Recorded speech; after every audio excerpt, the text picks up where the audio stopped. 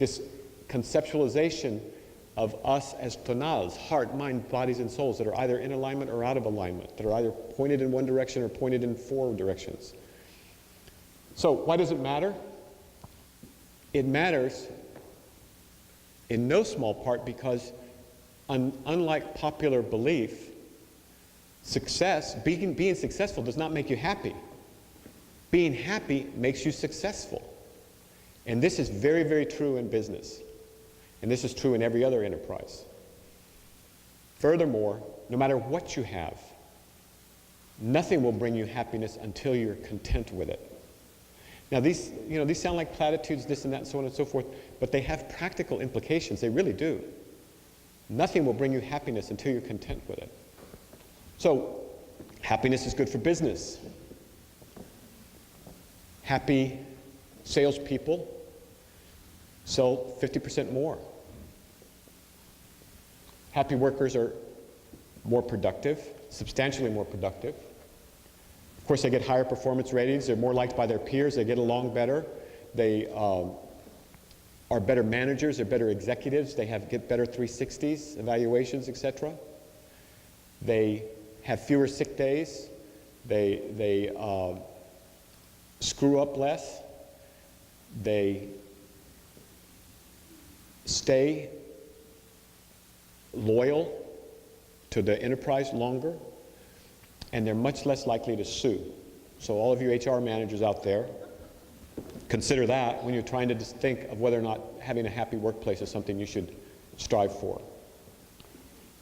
They're also more creative. And when it comes to problems, you can't solve a problem if you're angry. You can't solve a problem if you're bitter. And this is one of the evolutionary rationales for happiness. This is one of the reasons why it was selected for and one of the reasons why it's important. If we want to solve problems, you can't do it if you're unhappy or you're angry or you're bitter. Unfortunately, in America, unhappiness is endemic. 50% of workers in America, almost 50%, more than 50% of workers describe themselves unhappy at work. That's not good news, folks.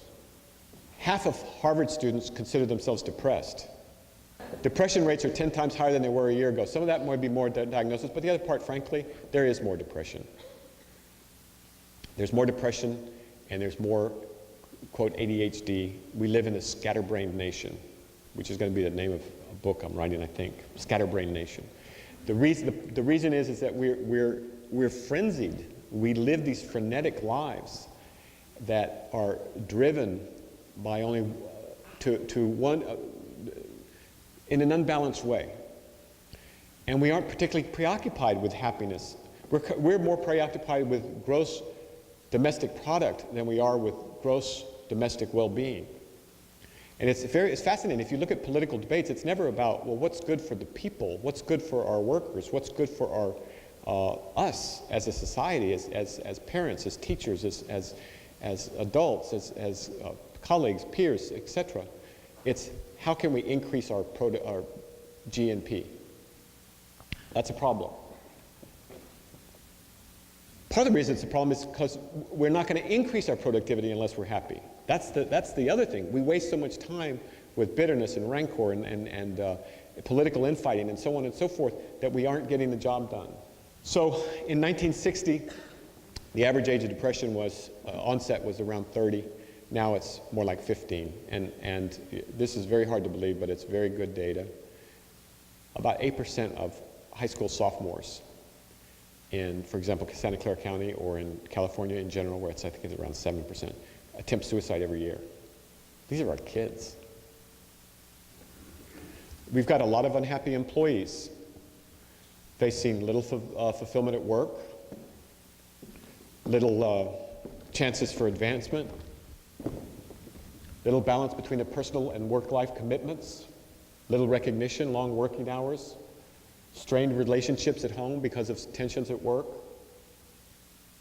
lack of any say. Does any of this sound familiar?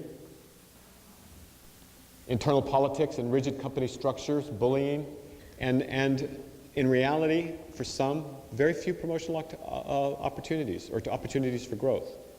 So these are all very real things, I'm sad to say. Now, there's been good work done, and there's an interesting book by the CEO of Zappos, which was just recently acquired by Amazon, that happiness in the workplace actually is good business. It's very good business. You increase retention, you decrease turnover. Right there, you save a bundle. But what are the things that people need at work? They need an adequate salary as a baseline. They need to know that they're making a meaningful contribution. They need to be acknowledged. They need to be recognized. They need a chance for growth. They need opportunities for advancement. And a connection with a greater purpose of the organization and the belief that the organization has a greater purpose. This is what mission statements should be about. So if this is missing from the workplace, if any of these things are missing, you have less than an optimal workplace, and you're not producing, let's just put it in plain old American terms, you're just not producing as well as you could be, or as efficiently or as effectively as you could be. Plus it's costing you a bundle, if you want to look at it in those terms instead of looking at it in more humanistic terms. So this thing about recognition is very, very important. You have to look at recognition broadly. It's not the same. You can't just slap somebody's photo on the Employee of the Month on the wall and call that recognition. You have to understand that every employee is individual. You have to take the time, managers, supervisors, executives, to get to know people individually, because different people have different things that drive them, that are important to them. Everybody's an individual, and you need to know what it is about that particular employee that's important to them. In this case, it's arugula, apparently. So if he was working for you, which would be an interesting thought experiment, you may want to bring him some arugula. Okay, so what are some of the most common misconception about happiness is that positive events will make you happy. And we have data on this. And I have personal experience on this because one of my patients won the lottery. It's amazing. Depressed guy, coming in, depressed. You know, he wins the lottery, all of a sudden overnight becomes a multi-millionaire. Still comes in. I thought that was cool. 3 months later, though, he's back to where he was. He's rich, which is nice, but he's still depressed. And there's plenty of data that shows the very same thing, that a lot of money or a lot of success, which you think will make you happy for good, actually gives you a moderate amount of happiness for a short period of time. Actually, the place I really learned this was in the Yucatan, where after I had this really, after my divorce, it was just horrible.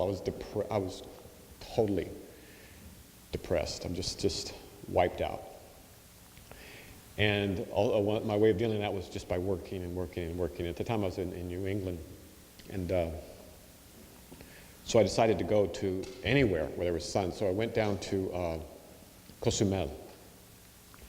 And I was just kind of in a daze, and I just booked whatever it was, or I didn't even know where I was going to land, but there's some place that looked like it would be good or whatever.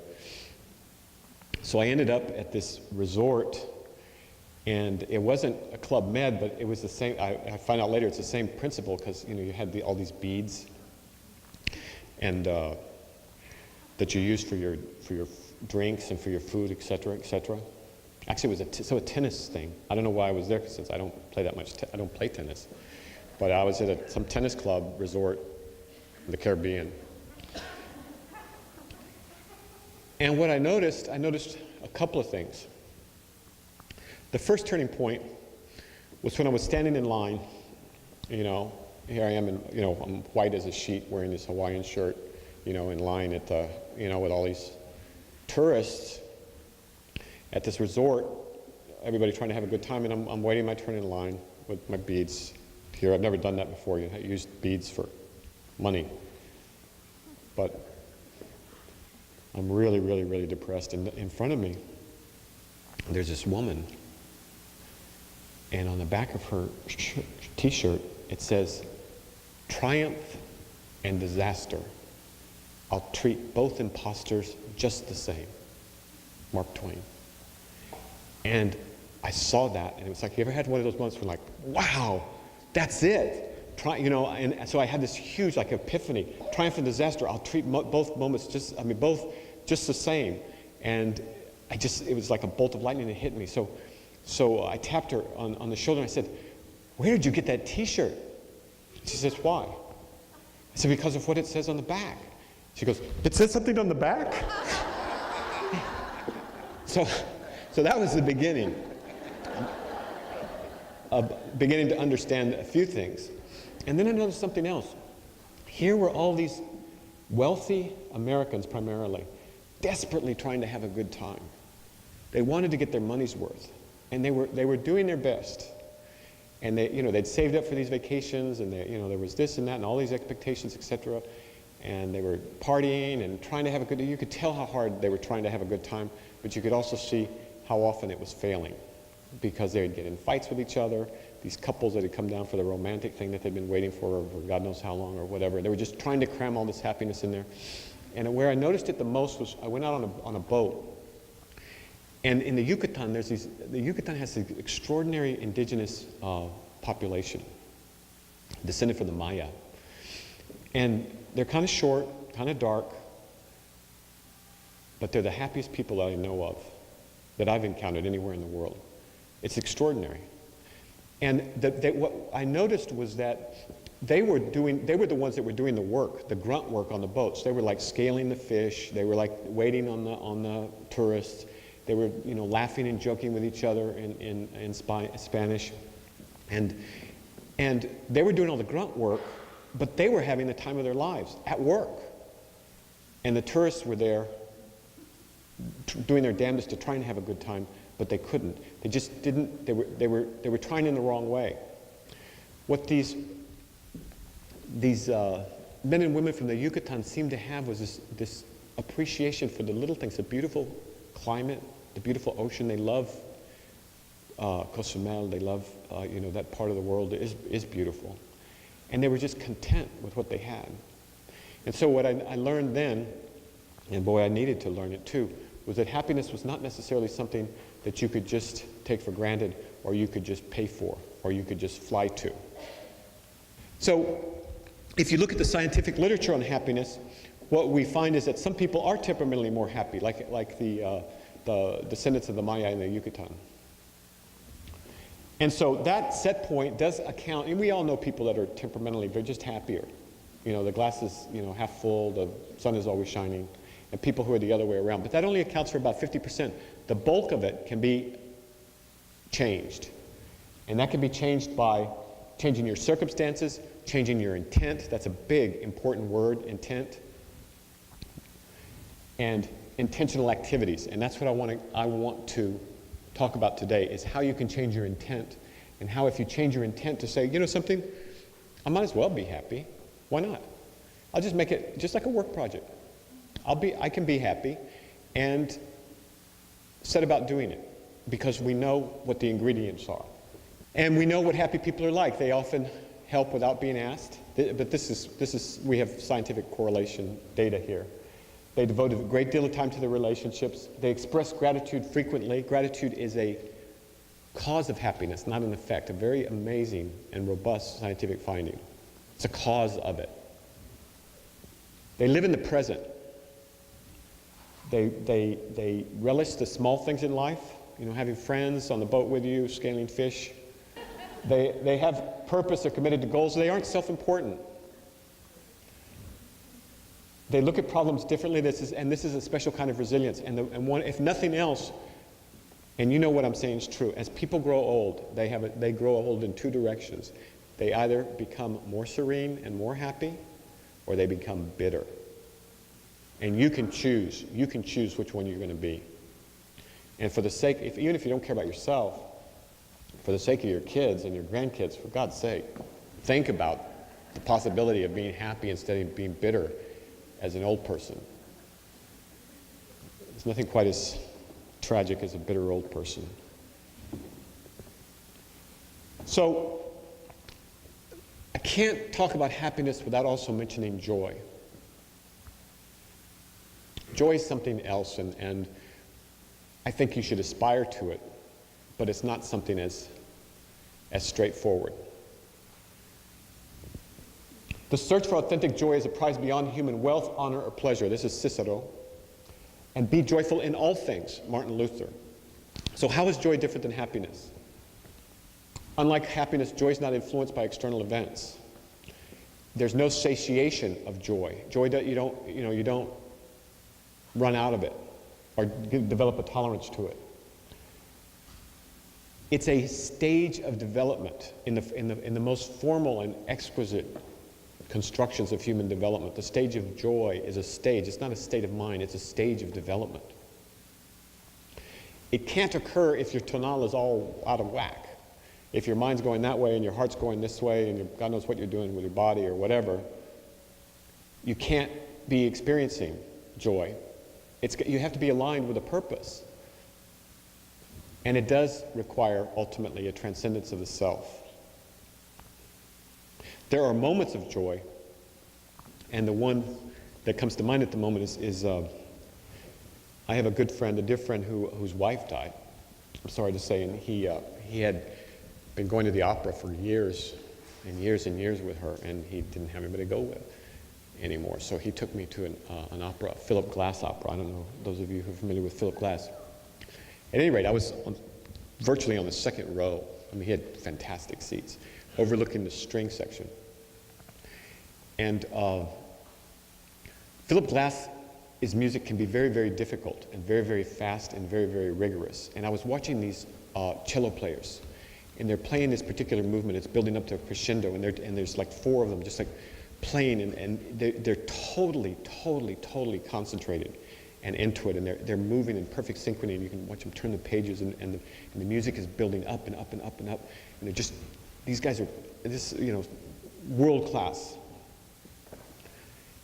cello players, and this thing's building up, and then I'm watching them because it's mesmerizing to see these musicians, and then there's this moment when one of them turns this way to just glance at the one on his right, and the one on the right looks over him to the left, and they just make this momentary contact. It's like, this is it. This is what we live for. And what they were giving to us, and what they were giving to themselves, and what they had created, the power of this joy, this alignment. There was no question. There was no self there. If they thought for 1 second about themselves, they'd lose their place. And we see this in peak performance of athletes and of creative people and so on and so forth. That zone, that place where your self just drops away. The self is not there. And that transcendence of the self can be a stage of development. And it's beyond happiness.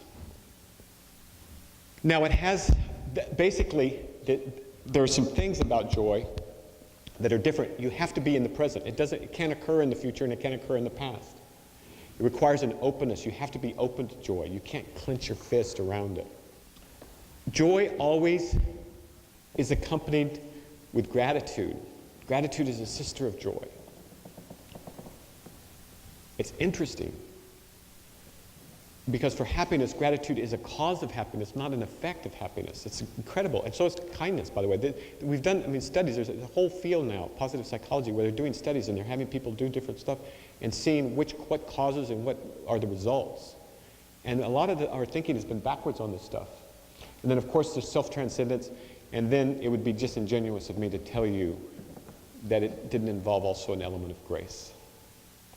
Now, I'm going to leave it to you to define grace, because I'm in a public forum, and it's not my business anyway to tell you about those kinds of things. But there is an element of grace involved. But you have to be open to it. If you're not, you'll miss it. And people miss it all the time. So joy, like love, can be difficult to bear sometimes. People cry, weep with joy. It always involves something outside the self. It's always new, it's always fresh, it's always in the moment. It's actually, you can see it in children. You can see it, actually, I saw an interesting example. I was at a dog park, and there were all these, it was a rich people's dog park, and they had all their dogs on, their expensive dogs on these expensive leashes, and they were all well-trained, and all the adults had plastic gloves, and plastic bags, and all the dogs were sitting there well behaved, etc., except for this one dog that everybody was complaining about.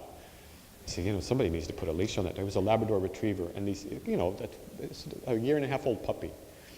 And these neighborhood kids were throwing a tennis ball, and that Labrador Retriever was just boom, boom, boom, and just jumping up and catching that ball perfectly.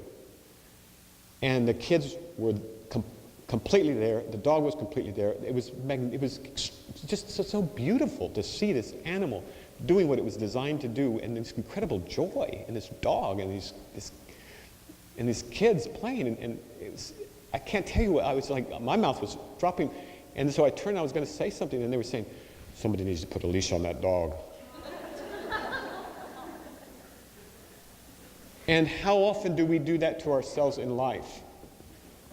Put a leash on ourselves when perhaps what we should do is do what comes naturally. This is an example of joy of reunion. This is a young girl whose father has returned from Iraq. I just want you to pay attention to the facial expression there. And there are evolutionary reasons why, whoa, there's a drop-off here and I almost became unjoyful. There's an evolutionary rationale why joy is important, and it has to do with reunion with or union with. And those of you who know the meaning of the word yoga and will understand more of what I'm saying here, but just a reunion with your caretaker or the person that offers you protection or nourishment. There's a reason why that would be selected for evolutionarily. For those of you who need evolutionary biology as a rationale for being happy and joyful. And then it has its roots in play. Remember that peekaboo, peekaboo? You know, this brain development stuff. You know, we talked about childhood play, but we didn't drill down too much on how important it is for brain development. We won't talk about that today. I will mention another theory called the broaden and build theory, which is that basically the reason it's selected for, happiness and well-being are selected for, is because in this situation you're more creative at solving problems. So this has direct implications for the workplace, right? So those higher animals, primates and humans that could solve problems were more successful. And part of the reason they were able to do that was because they weren't afraid all the time and they weren't angry all the time. Because if you're in fight or flight, you can't solve problems. You're too wrapped around the axle. In the Tao Te Ching, this ancient Chinese exquisite text, it's called According with the Way. And there's a sublime attunement. There's no effort, there's no struggle, and there's no artifice. It's being there in the moment, totally engaged, totally attuned, totally aligned. Try it. You know what I'm talking about, and it's not an experience; it's alien, right? You've all had it in your own way, but the thing is, you can consciously cultivate it. According to Meister Eckhart, if gratitude is your only prayer, that should be sufficient. It's interesting, he uses this as a prayer, and I've mentioned repeatedly how gratitude turns out from the scientific data is a cause of happiness, not an effect. So it's actually just saying and feeling or expressing your gratitude actually makes you feel better. Strange, but true. So gratitude, some people have a gratitude attitude, and those people tend to be happier. It includes wanting what you have. Just that statement, to be able to say, I want what I have, not I want to get this or I have to have this in order to be happy or whatever, but wanting what you already have. Being grateful for that is a long way towards this goal. Here I say gratitude is the brother of happiness, so I guess it's the brother and the sister of happiness. At any rate, they're very closely related. So now a bit more about the heart. I'm going to venture into territory that is perilous. I'm going to talk about relationships. I'm going to talk about love. Either one of these topics can be the subject of encyclopedias, let alone, our talks or whatever. But One of the biggest mistakes you can make logically is to think that you exist independently. You don't. There is nothing in this cosmos that exists independently. Everything is interdependently related, and more so than you can possibly imagine. The Buddhists, who have spent quite a bit of time thinking about this, and now our modern physicists also have come to the same conclusion that these boundaries that we create in our minds between this and that, or that and this, are in fact just that, just constructs of the mind. I'm not going to go too far down into this, but what they call an interdependent origination, what that simply means is that there's nothing in this cosmos that exists independently. Not even your body is independent. If you think about it, you're exchanging molecules with the atmosphere. You're exchanging fluid with the earth. You're exchanging proteins and amino acids and things like that with what you eat, etc. And that's just the biological. And then we talk about human relationships, and human relationships are critically important for happiness. We're not designed to be solitary people. You go off, to Montana, live in your log cabin by yourself for a while, you end up like Ted Kaczynski or something, Not the kind of thing to be recommended. And even some of these guys who go up in the mountains and meditate for 3 or 4 years in their caves, they come out a little squirrely, frankly.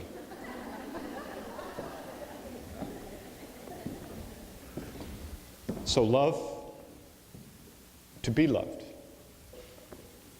And understand that's just the way things are.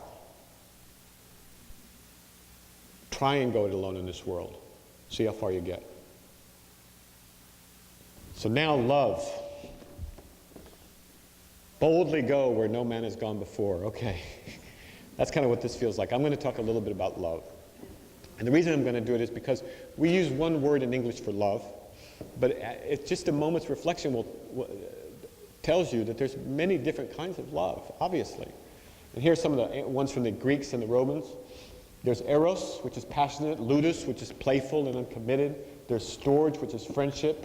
Historically, this was filial love or familial love.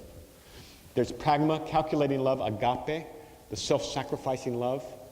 This was characteristic of the early Christians. There's mania, obsessive love. How many of you remember the woman, the astronaut from Houston that was kind of in love with this guy in Tampa, I think he was?